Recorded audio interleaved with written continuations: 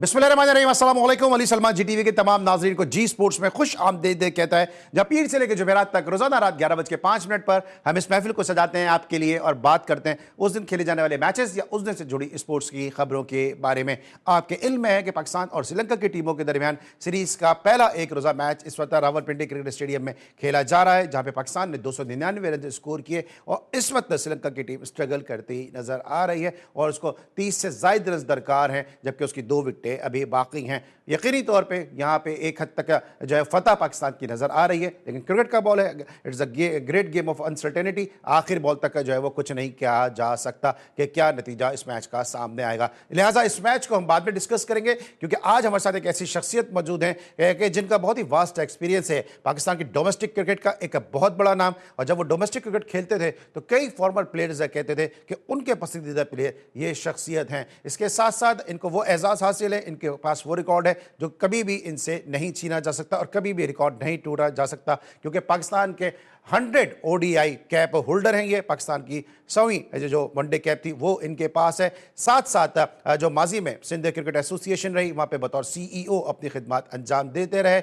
और जब पीआईए के कोच बने, पीआईए को चैंपियन बनाया और उसके बाद फिर कराची के कोच बने और कराची की टीम ने भी बड़ी उम्दा ज़बरदस्त कारकर्दगी का मुजाहरा किया। लेकिन कुछ लोग अल्लाह ताला से टैलेंट तो अपने नाम लिखवा के ले आते हैं, लेकिन किस्मत की देवी जो है वो उन पर मेहरबान नहीं होती। उसकी वाज़े मिसाल आज के हमारे मौजूदा मेहमान हैं कि जिन्होंने डोमेस्टिक क्रिकेट में रन्स के अंबार लगाए, कोचिंग में गए, वहाँ पे उन्होंने प्रूफ किया अपने आप को। लेकिन जिस तरह होता है कि अपनों की साजिशें और गैरों की रकाबतें जो हैं वो इनको सिस्टम में आने नहीं दे रही हैं। बड़े अरसे के बाद आज हमारे शो का हिस्सा बने। वी आर वेरी ब्लेस है कि हमारे बहुत ही अच्छे दोस्त और बहुत ही ज़बरदस्त क्रिकेटर और one of my favourite cricketer Mahmood Hamid साहब ने एक दफ़ा फिर हमें ज्वाइन किया। शो में खुशामदीद कहते हैं। अस्सलाम वालेकुम महमूद भाई, कैसे हैं आप? वालेकुम सलाम, आप कैसे हैं अली? मैं बिल्कुल ठीक हूं sir. Thank you so much once again for being with us.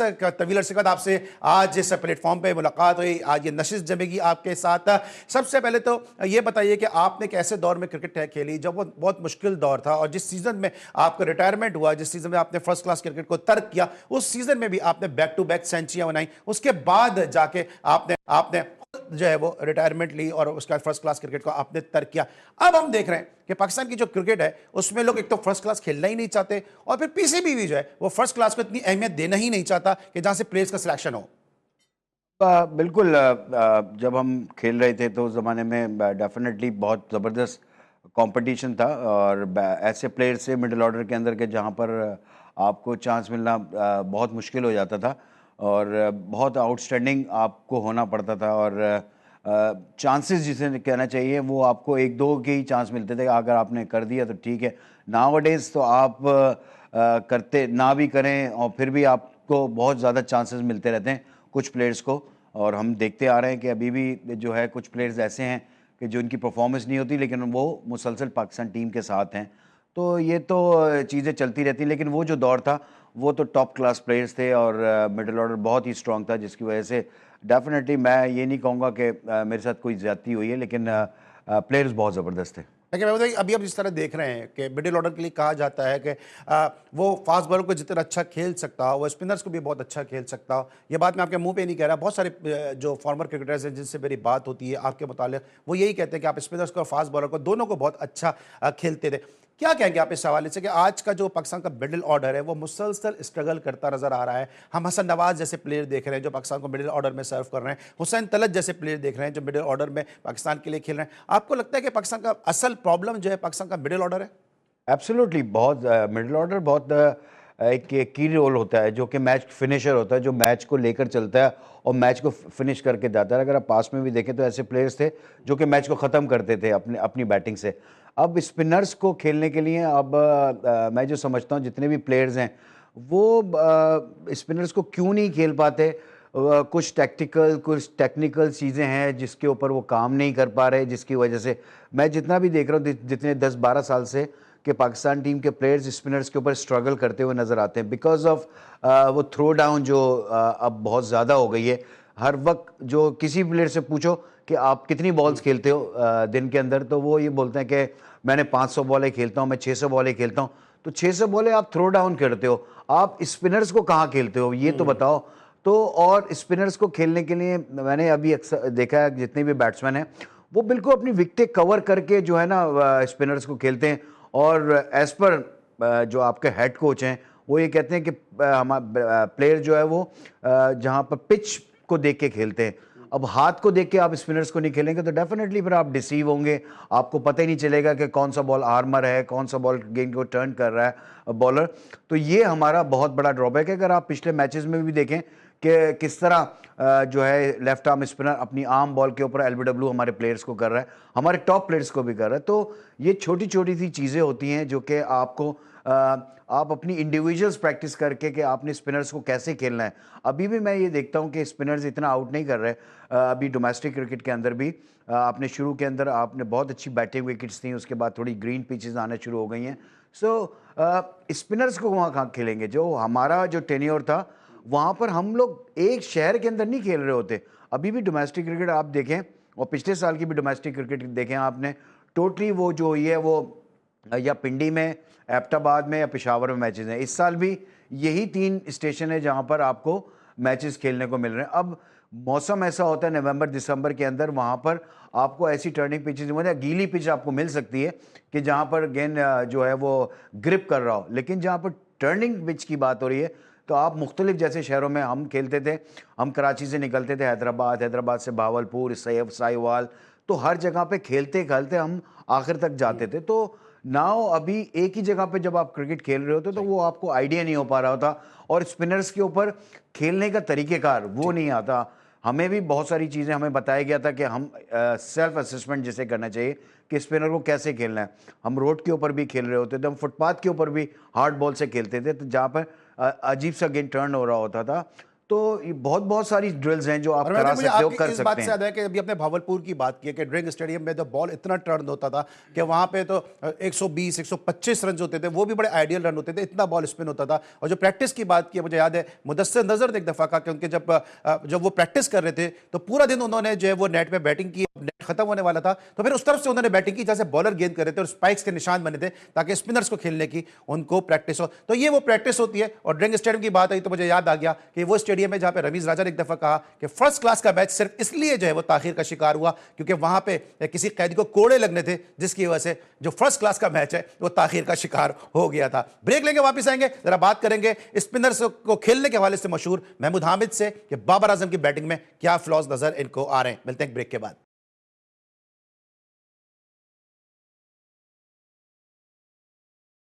Welcome back after the break. और मैच में सूरत हाल कुछ इस तरह के 2 गेंदों पर 9 रन दरकार हैं श्रीलंका को इस मैच में कामयाबी हासिल करने के लिए। 1 विकेट उनके पास है और इस हुसैन तलत का ओवर जो है वो काफी महंगा साबित हो रहा है। महमूद भाई, हुसैन तलत को ओवर देना आपका ख्याल में कैसा है? क्योंकि अब एक बॉल डॉट कर दिया तो जीत पाकिस्तान की यकीनी हो गई क्योंकि एक गेंद पर पाकिस्तान को 9 रन दरकार है। लेकिन ये फैसला कैसा देख रहे हैं हुसैन तलत को ये ओवर देने का? बनता तो नहीं है हुसैन तलत का आखिरी ओवर, क्योंकि आपका मेन बॉलर में अगर शाहीन का खुद का ओवर होता है या हारिस रऊफ का ओवर है, ये नसीम शाह का तो लास्ट ओवर उन्होंने बड़ा अच्छा ओवर वो कर दिया जिसकी वजह से आखिरी ओवर में इतने रन चाहिए थे, वरना तो ये मुश्किल हो जाती है यहाँ पर। लेकिन जो पाकिस्तान अब मेरे ख्याल से यकीनी फतह हो गई। अब आखिरी बॉल है, एक्सेप्ट अगर कोई नो बॉल ना हो जाए, नो बॉल पे चौका ना हो जाए तो कुछ भी हो सकता है जब तक एक बॉल हो ना जाए। बिल्कुल सही है। और एक गेंद पे 9 रन दरकार हैं और हुसैन तलत इस वक्त आखिरी ओवर कर रहे हैं और एक ही ओवर उन्होंने इस मैच में किया और वो ओवर इस इनिंग का आखिरी ओवर था। मिस कैलकुलेशन है ओवर्स के हवाले से, पुअर कैप्टनसी है, पुअर प्लानिंग है, क्या कहेंगे? मिस कैलकुलेशन ही इसको कहेंगे कि मेरे ख्याल से कि आखिरी अपने नाज़रीन को यहाँ पे बड़ी खबर से आगाह करेंगे। पहले एक रोजा मैच में पाकिस्तान ने श्रीलंका को 6 रन से शिकस्त देकर सीरीज में 1-0 की बरतरी हासिल कर ली। 299 रन पाकिस्तान ने पहले बैटिंग करते हुए स्कोर किए और 300 रन का हदफ मिला इस मैच में कामयाबी के लिए। और इस तरह पाकिस्तान इस पहले एक रोजा मैच में 6 रन से कामयाबी हासिल करके सीरीज में 1-0 की बरतरी हासिल कर गया। बड़ी खबर से आगाह करें आपको कि पाकिस्तान और श्रीलंका की टीमों के दरमियान रावलपिंडी क्रिकेट स्टेडियम में सीरीज का पहला एक रोजा मैच खेला गया और इस पहले एक रोजा मैच में पाकिस्तान ने श्रीलंका को 6 रन से शिकस्त देकर सीरीज में 1-0 की बरतरी हासिल कर ली। पाकिस्तान ने पहले बैटिंग करते हुए 299 रन स्कोर किए। सलमान आगा ने पाकिस्तान की जानिब से सेंचुरी स्कोर की थी और इसके साथ साथ आखिरी 10 ओवर्स में पाकिस्तान ने 104 रन स्कोर किए जिसने इस मैच के मोमेंटम को सेट किया। और जवाब में श्रीलंका ने काफी हद तक स्ट्रगल भी किया, लेकिन हसरंगा के आउट होने के बाद श्रीलंका की उम्मीदें दम तोड़ गई और बिल आखिर पाकिस्तान इस मैच को आखिरी ओवर में जो दरकार रन थे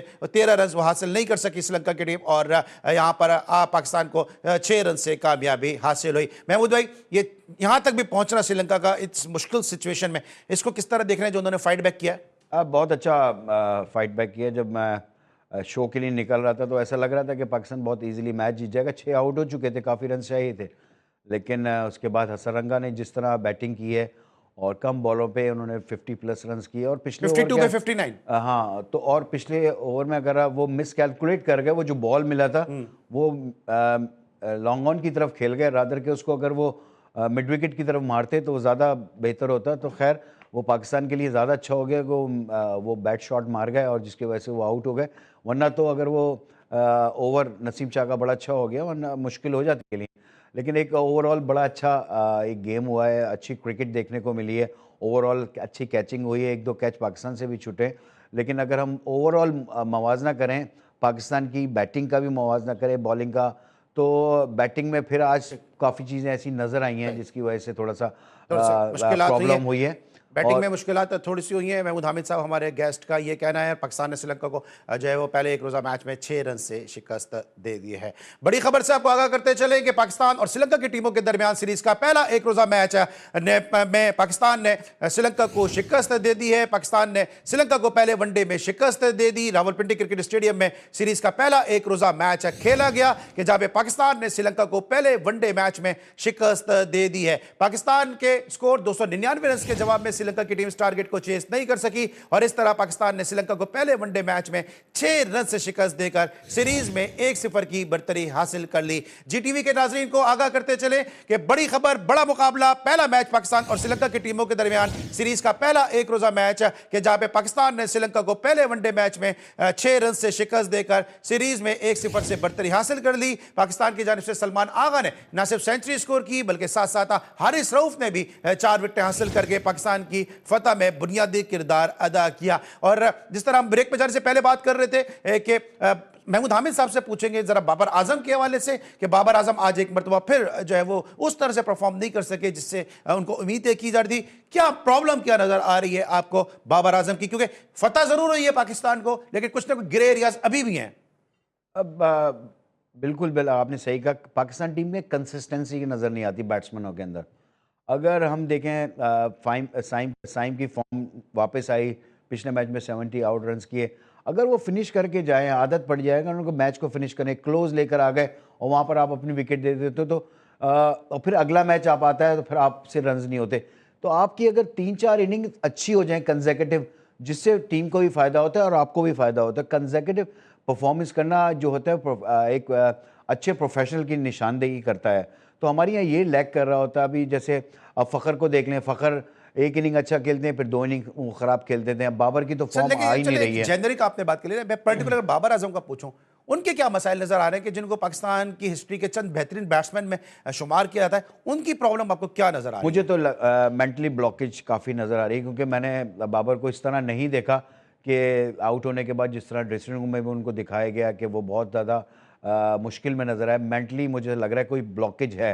अब अगर आपने उनको खिलाना है तो आप उनको या फिर फेयर बोल दिया जाएगा कि उनको कि ये आपके लिए सीरीज़ है, इतने मैचेस हैं, आपको कहीं ड्रॉप नहीं किया जाएगा, आप अपनी जो है वो क्रिकेट को खेलें जैसे आप खेलते आएँ, तो आप को मसला नहीं होगा। लेकिन जब आपको खौफ होता है ना किसी भी बैट्समैन को, देखें एज ए बैट्समैन हम भी खेलें, तो आपको जब खौफ आ जाए, जितना भी बड़ा प्लेयर हो, कि मैं अगर रन्स नहीं करूंगा मैं अगला मैच हो सकता है बाहर हो जाऊं या मैं अगले सीरीज के लिए ड्रॉप हो जाऊं, तो ये फेयर जो है ना किसी भी प्लेयर के लिए मुश्किल हो जाता है। बाबर आजम को क्या खौफ हो सकता है? बाबर आजम तो बगैर परफॉर्मेंस के टी20 के स्क्वाड का हिस्सा बन गए, पब्लिक डिमांड पे टी20 स्क्वाड का हिस्सा बन गए, तो उनको क्या खौफ है? कौन ड्रॉप कर सकता है? यही प्रेशर होता है जब आपको सोशल मीडिया में और पब्लिक डिमांड में इतने लोग जब सपोर्ट कर रहे होते हैं कि आपकी वापसी, जब आप टी20 से ड्रॉप हुए, आप वनडे से ड्रॉप हुए, तो आप किस परफॉर्मेंस पे वापस आए? आपने कोई डोमेस्टिक तो जाके खेली नहीं, तो आप जब वापस आ जाते हैं किसी डिमांड के ऊपर, तो आपके ऊपर डेफिनेटली इतना प्रेशर होता है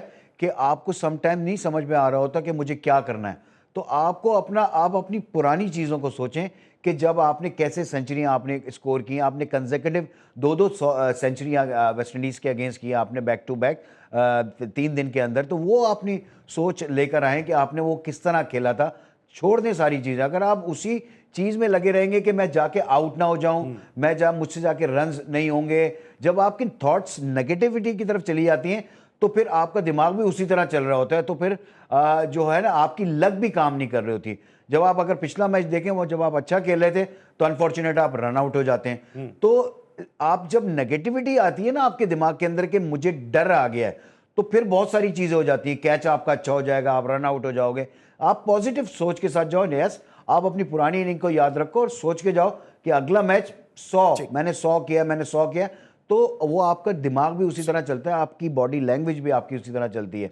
और जो आपके जो मैनेजमेंट है अब आपको खिला रही है, तो उसको पूरा सपोर्ट करना चाहिए। ये बता दी जाए ये सीरीज और अगली सीरीज जो आपकी ट्रायंगुलर सीरीज है, ये आप पूरी खेलेंगे, चाहे आप रन्स करें या ना करें, उसके बाद आपका फैसला होगा। तो मेरे ख्याल से बाबर जो है काफी रिलैक्स हो जाएंगे और मेरे ख्याल से आगे परफॉर्म करेंगे। बाबर का मेंटल ब्लॉकेज है, महमूद हामिद साहब का ये कहना है। और इस साथ हमारे जो रिपोर्टर है मुस्तफा हसन, वो रावलपिंडी क्रिकेट स्टेडियम में तमाशाइयों के साथ मौजूद है। जो है वो तमाशाइयों के झुरमुट में मुलाकात आपके साथ हम कराएंगे एक छोटे से ब्रेक के बाद।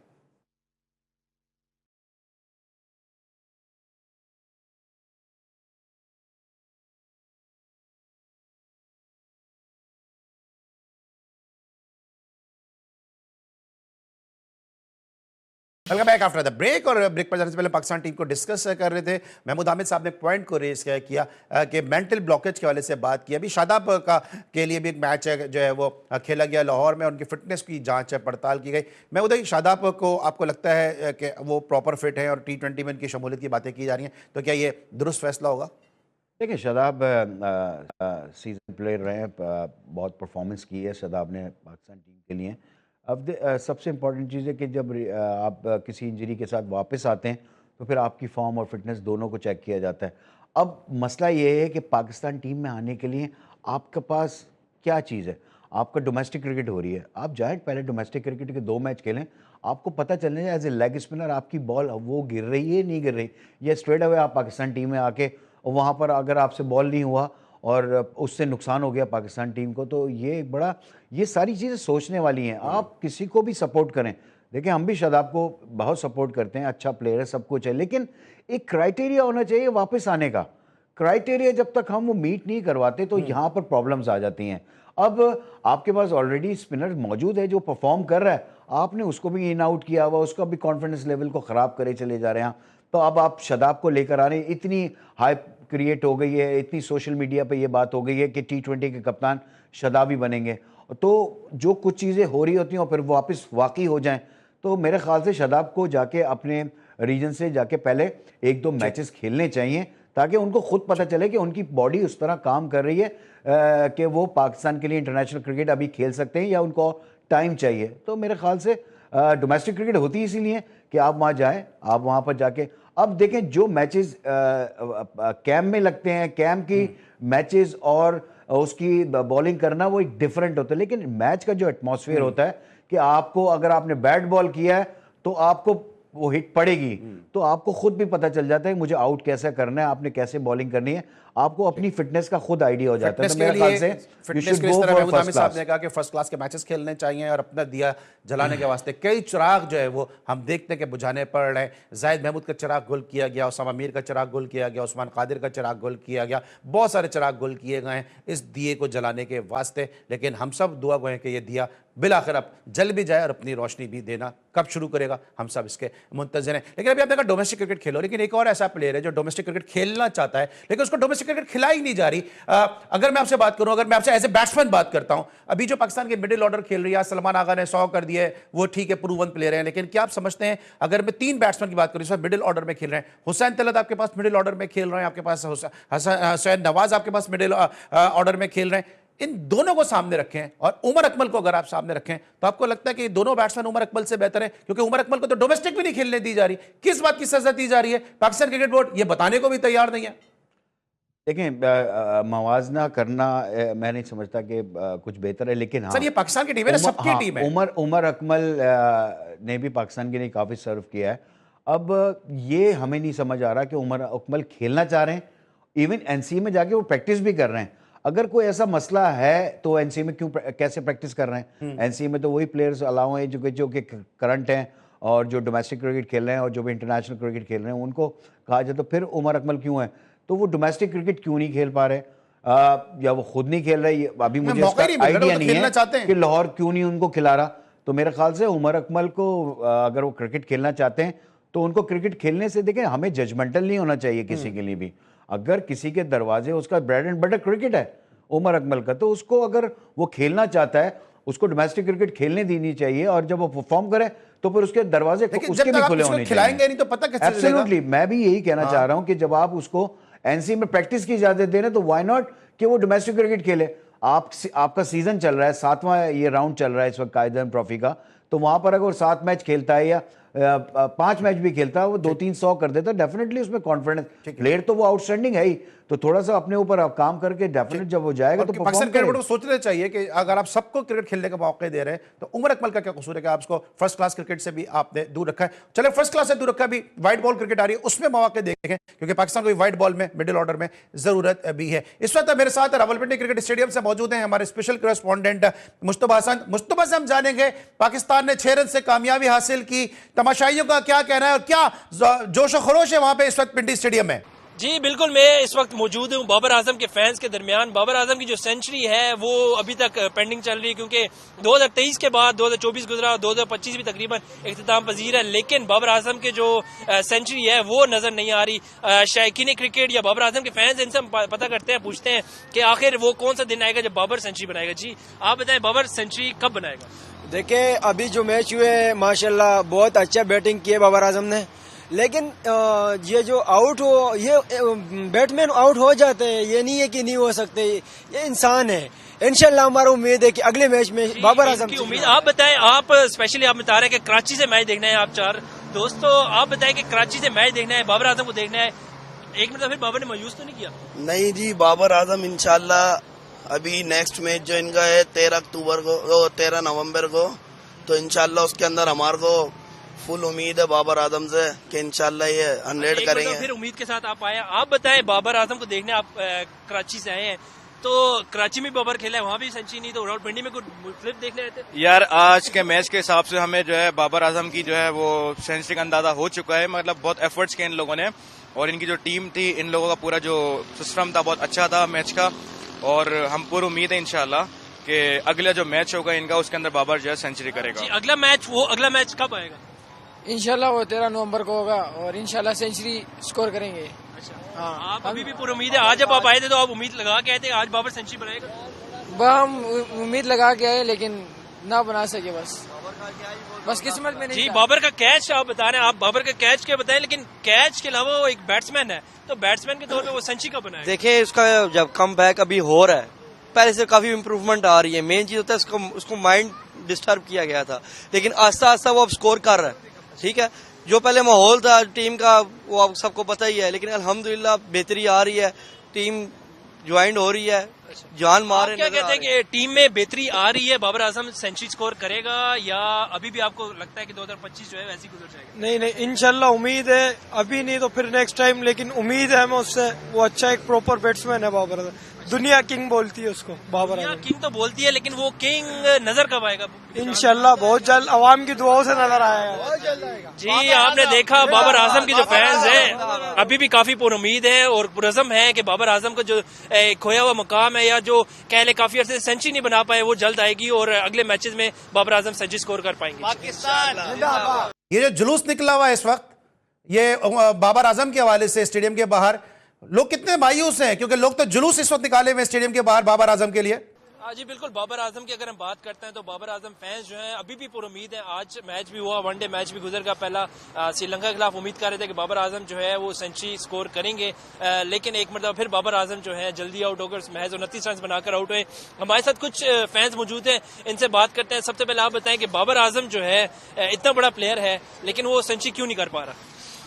देखिए, हर एक मैच में बाबर आजम का एक अच्छा परफॉर्मेंस है। अभी जो मैच हुए हैं ठीक है, कभी अच्छा कभी बुरा ये हो सकता है, बाकी भी 2-3 मैच है, इंशाल्लाह देखेंगे। और हमारा उम्मीद है कि बाबर आजम अगले मैच में, अगले नहीं हुए तो तीसरे में जरूर सेंचुरी कराएंगे। अगले कई मैचेस हम सुन रहे हैं कि अगले मैच में सेंचुरी करेगा, तो अगला मैच कब आएगा?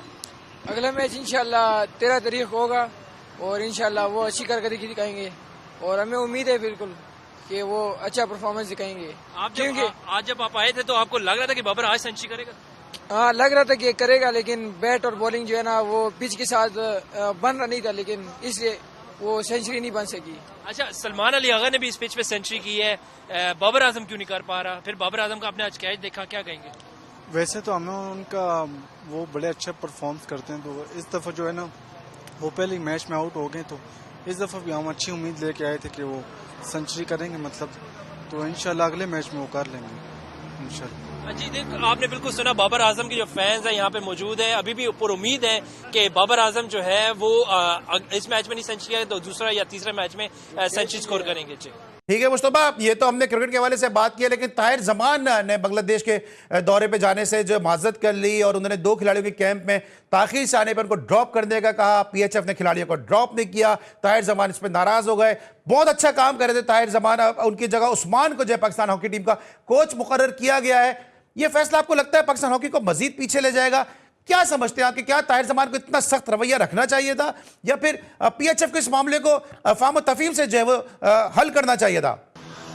जी बिल्कुल, क्रिकेट की तरह हॉकी भी हमारा जो एक कौमी खेल है उसमें काफी ज्यादा निशानदेही की जा रही है कि अब मुश्किलात का शिकार है, क्योंकि हॉकी के 2 ऐसे प्लेयर्स हैं जिन पे पाकिस्तान हॉकी फेडरेशन ने 2 मैच जो कैंप लगा था उसमें लेट आने पर जुर्माना आयद किया है। तो मेरे ख्याल से पाकिस्तान हॉकी टीम जो ऑलरेडी काफी क्राइसिस का शिकार है, क्योंकि माली जो उनके हालात हैं वो काफी संगीन है, क्योंकि कभी तो उनको मैच फीस नहीं मिली जाती, कभी उनको डेली अलाउंस है वो भी नहीं दिया जाता। अभी हालिया तो जो सीरीज है बांग्लादेश में वो खेलने गए हैं, ढाका में 3 मैचेस की सीरीज है, जो सीरीज का विनर जो होगा वो वर्ल्ड कप क्वालिफाई सीरीज खेलेगा, वर्ल्ड कप क्वालिफिकेशन मैचेस खेलेगा। तो अभी इन हालात में पाकिस्तान हॉकी फेडरेशन ने 2 अहम प्लेयर्स जो बड़े सीनियर प्लेयर थे कैंप में लेट ज्वाइन करने पर उन पर जुर्माना आयद किया, तकरीबन 1.5 से 1.5 लाख का ये जुर्माना है जो इन दोनों खिलाड़ियों पर आयद किया। तो मेरे ख्याल से हॉकी फेडरेशन को ये जरूर सोचना चाहिए था कि ऑलरेडी आपके हॉकी इतने क्राइसिस में है, लोग आ नहीं रहे हॉकी की तरफ, जब जो प्लेयर खेल रहे हैं वो एक इंटरनेशनल लीग खेल रहे थे और ये सारी कमिटमेंट जो है वो अब नहीं है, बल्कि ये पुरानी 1-1 साल पहले कॉन्ट्रैक्ट हो चुका होता है इनका, और फिर एकदम से बांग्लादेश की सीरीज आती है और आपके लिए जो अचानक से कैंप का ऐलान किया जाता है उसमें उनको मुकर्रर वो टाइम नहीं दिया गया था। हालांकि खिलाड़ियों का यही कहना है कि उन्होंने हॉकी फेडरेशन से छुट्टियां भी मांगी थी कि हमें छुट्टियां दी जाए, क्योंकि हमारा जो कॉन्ट्रैक्ट है ये एक अरसे से चलता आ रहा है और पहले भी देखा जा रहा है कि पाकिस्तान हॉकी के जो प्लेयर्स हैं उनको कॉन्ट्रैक्ट नहीं दिया जाता क्योंकि वो उसको पूरा नहीं करते थे। तो इस दफा खिलाड़ी जो है ऑलरेडी जो लीग खेल रहे थे या कुछ खिलाड़ी यूके में कुछ यूरोप में खेलने गए हुए थे तो उनको जो है वो लेट आने पर जुर्माना किया गया। तो सरासर ज्यादती मैं जरूर कहूंगा, क्योंकि हॉकी क्राइसिस जो इतने हैं, आपकी हॉकी की टीम पहले इतना परफॉर्म नहीं करती, फिर जब जो खिलाड़ी परफॉर्म करते हैं उन पर भी जुर्माना किया जाता है, तो ये बड़ा एक नेगेटिव तसर दिया जाता है, नेगेटिव गेस्चर दिया जाता है हॉकी फेडरेशन की जानब से। गो के हॉकी के जो सीनियर मेंबरान है वो यही कहते हैं कि हम हॉकी की बेहतरी के लिए काम कर रहे हैं, लेकिन अपने खिलाड़ियों पर जुर्माना कर देना बजाय कि उनको कोई और सजा दी जाती, कुछ किसी और तरह की सजा दी जाती, वो बेहतर था बजाय कि फाइनेंशियल क्राइसिस जो ऑलरेडी हॉकी के प्लेयर्स बर्दाश्त करते हैं उनमें एक मतलब फिर उनको जुर्माना करके मजीद मुश्किलात करते हैं। Thank you so much Mustafa, हमें अपडेट करने के लिए। मैं अपडेट कर दे क्रिकेट और हॉकी के मामलों के हवाले स्पेशल करस्पॉन्डेंट मुस्तफा हसन। और इस वक्त हम लेंगे ब्रेक और जब ब्रेक के बाद वापस आएंगे तो मजीद बात करेंगे पाकिस्तान के 100 कैप होल्डर महमूद हामिद साहब से। मिलते हैं एक छोटे से ब्रेक के बाद।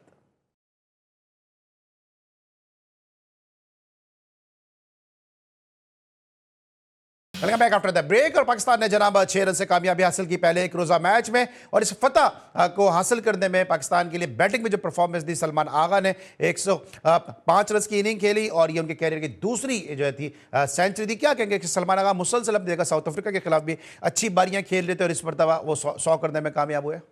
देखें, सलमान अली आगा अगर आप देखें वो वनडे और टेस्ट क्रिकेट के अच्छे प्लेयर हैं। हाँ, T20 क्रिकेट के में उनको थोड़ी सी प्रॉब्लम आती है मिडल ऑर्डर के अंदर, लेकिन आज जिस तरह की इनिंग खेली पाकिस्तान मुश्किल में था। 100 रन से कम पे 4 आउट हो गए थे, 4 थे, और उसके बाद गेम को लेकर चलना एक बहुत ज़बरदस्त पार्टनरशिप जिसे कहना चाहिए हुसैन तलत और इनकी दरमियान हुई। तो यही एक चीज़ होती है जो एंकर रोल होता है मिडल ऑर्डर का, जो कि पुराने प्लेयर जो करते थे, या इंजमाम थे, या जावेद भाई थे, मलिक साहब थे, ये लोग ऐसे प्लेयर थे जो कि गेम को लेकर चलते थे। अगर ऊपर से आउट भी हो जाएं तो पता था कि ये हैं तो ये गेम को लेकर चलेंगे। तो आज जो आगा सलमान ने, और मैं समझ रहा हूँ कि वनडे क्रिकेट के अंदर जब भी आगा सलमान को इस चीज़ आती है तो वो गेम को लेकर चलते हैं। गेम अवेयरनेस उनकी वनडे क्रिकेट के अंदर बहुत अच्छी है। तो आज भी उन्होंने यही किया कि गेम को लेकर चलते रहे और एक ज़्यादा बॉल्स भी उन्होंने कंज्यूम नहीं की और एक अच्छी सेंचुरी स्कोर की जिससे पाकिस्तान को फ़ायदा हुआ। तो अगर आप पार्टनरशिप अच्छी एक पार्टनरशिप नहीं लगती है वहाँ पर, अगर एक आध विकेट और गिर जाती पाकिस्तान की तो पाकिस्तान के लिए बहुत मुश्किल हो जाता। सर अब जरा टाइम का मेरा क्विकली जरा हारिस रऊफ की आज की 4 विकेटें जो है वो इसको किस तरह से देखते हैं कि इस तरह से उन्होंने एक मोमेंटम सेट किया कि इब्तिदाई जो गिरने वाली 4 विकेटें थी चारों की चारों हारिस ने हासिल की। हारिस ने आज अच्छी बॉलिंग की। हारिस ने आज वो जिसे कहना चाहिए विवर्ड बॉलिंग नहीं की है, आज विकेटों के अंदर उन्होंने काफ़ी अच्छी बॉलिंग की है, पेस भी नज़र आ रहा था। तो यही मैं अगर आज 4 आउट किए तो अगले मैच में भी कम से कम अगर 4 आउट नहीं करते कंसिस्टेंसी कुछ तो नजर आनी चाहिए कि आप इकोनॉमिकल हो जाएं, 1-2 विकेट साथ ले लें तो टीम को फायदा होता है। लेकिन एकदम ये होता है कि अगले मैच में आपकी बॉलिंग या जो है वो बिल्कुल अजीब सी हो जाती है जिसकी वजह से पाकिस्तान को प्रॉब्लम हो जाती है। नसीम आज बहुत ज्यादा पिटाई लगी नसीम की। जी हाँ, लेकिन नसीम ने जो 49 ओवर किया है वो आपको मैच जिता गया। ठीक है। अच्छा, अब थोड़ा सा मिडिल ऑर्डर पे आपसे, क्योंकि आपकी मौजूदगी का फायदा उठाते हुए कि पाकिस्तान का मिडिल ऑर्डर की अगर आप बात करें, मुसलसल पाकिस्तान मिडिल ऑर्डर में जो है वो स्ट्रगल करता नजर आता है, क्योंकि रिजवान भी कभी परफॉर्म करते हैं कभी नहीं परफॉर्म करते, हुसैन तलत भी कभी परफॉर्म करते हैं कभी नहीं करते हैं, हुसैन नवाज भी जो है वो कभी करते हैं, कभी हसन नवाज भी कभी करते हैं कभी नहीं करते। आपको लगता है कि पाकिस्तान को एक ऐसे मिडिल ऑर्डर बैट्समैन की जरूरत है जो इनिंग को लेके भी चले, एक्सपीरियंस भी हो? फिर एक नाम जहन में आता है, उमर अकमल। क्या प्रॉब्लम है उमर अकमल के साथ कि आप उसको फर्स्ट क्लास भी नहीं खेलने दे रहे, डोमेस्टिक भी नहीं खेलने दे रहे, वाइट बॉल भी नहीं खेलने दे रहे, और दूसरी तरफ हम देख रहे हैं कि आप उसको एनसीए में प्रैक्टिस करवा रहे हैं? मैंने भी उसके जो ब्रेक से पहले यही बात की थी कि अगर आप उसको प्रैक्टिस करने की इजाज़त दी है तो कम से कम उसको डोमेस्टिक क्रिकेट की, मेरी समझ में नहीं आ रहा वो क्यों नहीं खेल पा रहा। अब उसके लिए क्या डिस्ट्रिक्ट खेलना ज़रूरी है? तो इतना वो उसने पाकिस्तान को सर्व किया और फर्स्ट क्लास क्रिकेट में भी रन्स किए हैं, तो उसको तो ऑटोमेटिक सिलेक्शन में वो आना चाहिए कि उसको वो खेलना चाहता है। आप उसकी सिर्फ फिटनेस देखें कि इफ़ दे आर फिट, और वो फिटनेस जो हम क्रिकेट बोर्ड ने बनाया हुआ है कि इतना फिटनेस लेवल होना चाहिए 60% पे, अगर वो पास करता है तो उसको मेरे ख्याल से ऑटोमेटिक सिलेक्शन होनी चाहिए लाहौर के अंदर उसकी, और वो खेले तो पाकिस्तान के लिए फ़ायदे। देखें अगर वो खेलता है, परफॉर्म करता है, तो मेरे ख्याल से वाइट बॉल क्रिकेट के लिए तो उमर अकमल से अच्छी कोई चॉइस नहीं है। लेकिन अब क्या वजह है, क्यों नहीं खेल पा रहा, उसकी फ़िटनेस क्या है, या फ़िटनेस टेस्ट मुझे नहीं पता, मेरी उम्र से काफ़ी अरसे हो गए, बात भी नहीं हुई तो कि वो फ़िटनेस टेस्ट उसने दिया या नहीं दिया। और लेकिन वो नज़र आ रहा है, मैं अक्सर उसको सोशल मीडिया पे देख रहा होता हूँ कि वो प्रैक्टिस कर रहा है, हर जगह पे जा रहा है और वो खेलना चाह रहा है, इंटेंट है उसकी। अच्छा, आप समझते हैं कि उमर अकमल जैसे प्लेयर की पाकिस्तान की वाइट बॉल क्रिकेट में जगह बनती है, और अगर बनती है तो अपकमिंग जो मैचेस सीजन में मैचेस आ रहे हैं, क्या आपको लगता है उसमें कहीं ना कहीं उनको इंडक्ट करना चाहिए किसी ना किसी? मैं तो कह रहा हूं ना कि हमें जजमेंटल नहीं होना चाहिए। If they want to play, हम उसकी फिटनेस पे देखें ना। अगर वो फिट है तो अभी भी 3 मैच बाकी हैं, उसको खिलाएं, शायद 3-4 इनिंग उसको मिल जाए और वो अच्छा परफॉर्म कर दे, उसके ऊपर बैट के ऊपर आने लगे तो आपको भी नजर आए क्या ठीक है। अगर आप पाकिस्तान टीम में नहीं खिलाते, लेकिन आपको एक फ्यूचर के लिए नजर आने का कि उमर अकमल भी है हमारे पास, कि वो उसने क्रिकेट खेल रहा है, परफॉर्म कर रहे जा रहा है, तो हो सकता है वो अगली सीरीज के लिए आपके ऊपर कामयाब हो जाए या आपकी काम आ जाए। T20 क्रिकेट के लिए आपके पे जो है वो आप किसी के दरवाजे नहीं बंद कर सकते। If they are fit to play और परफॉर्म कर रहा है तो उसका भी कमबैक। लेकिन आपने कहा दरवाजे बंद नहीं कर सकते, लेकिन क्या वजह समझता है कि पाकिस्तान की जो रोटेशन पॉलिसी उसका किस तरह देखते हैं? अब्रार गुज़िश्ता मैच में अच्छी बॉलिंग की, आज उसको बिठा दिया गया, इससे प्लेयर्स का कॉन्फिडेंस शैटर नहीं होता? एब्सोल्युटली क्यों नहीं होता। चाहे आप उसको ये कहें कि हम आपको रेस्ट करा रहे हैं, वाई नॉट, किसी और को क्यों नहीं रेस्ट कराया जाता? अब्रारी को क्यों कराया जाता है? अगर अब्रार ने पिछले मैच में ज़बरदस्त बॉलिंग की, उससे पहले भी उसको जो है परफॉर्म करके एक मैच ड्रॉप कर दिया था, फिर वो आखिरी मैच खेलता है, वहाँ पाकिस्तान को अच्छी बॉलिंग करके मैच जिताता है।